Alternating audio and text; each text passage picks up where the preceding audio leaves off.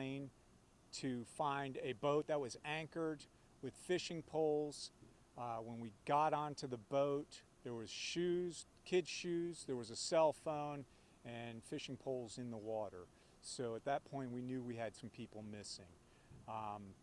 We then expanded our search. We included FWC, JSO, Navy, Fire Department.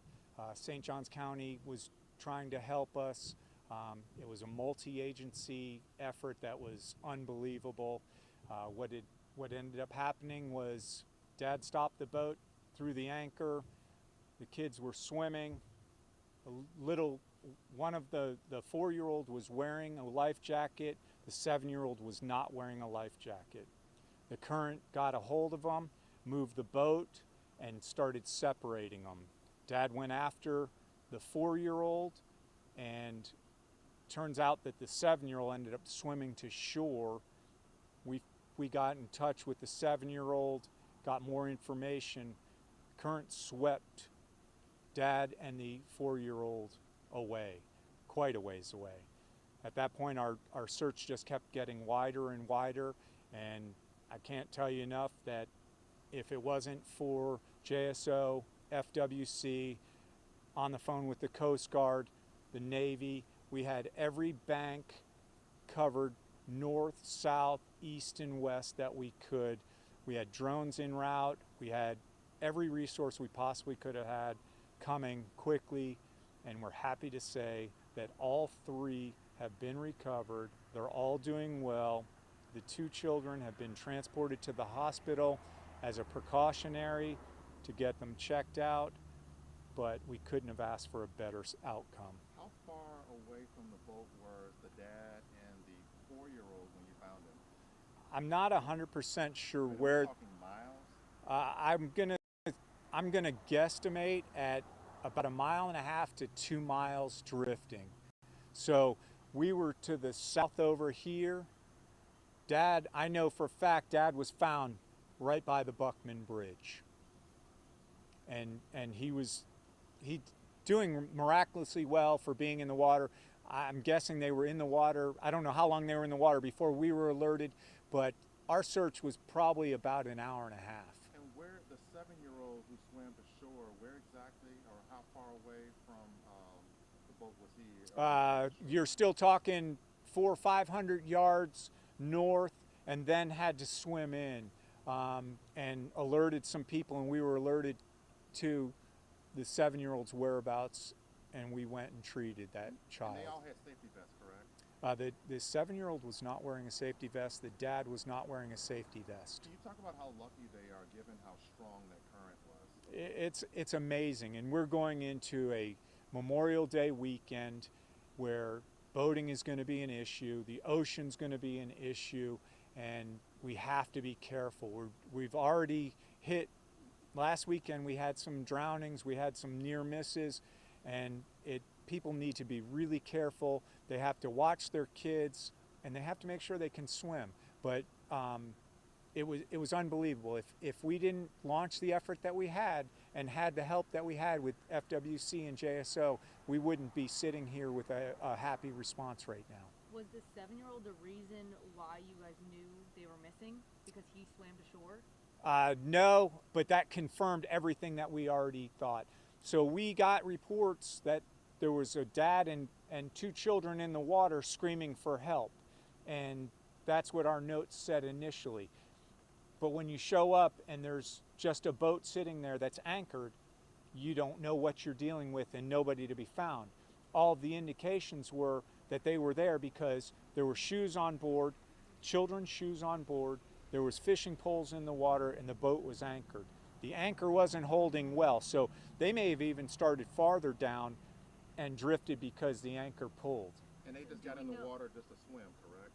Yes, that's what I was told, that they got out to just have a little swim.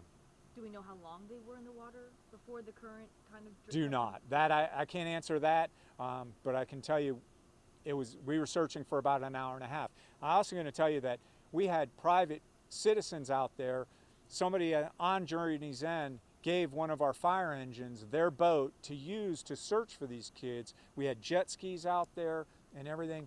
The other factor that we had to look out for was FWC and JSO had to slow down traffic on the river because boats coming through.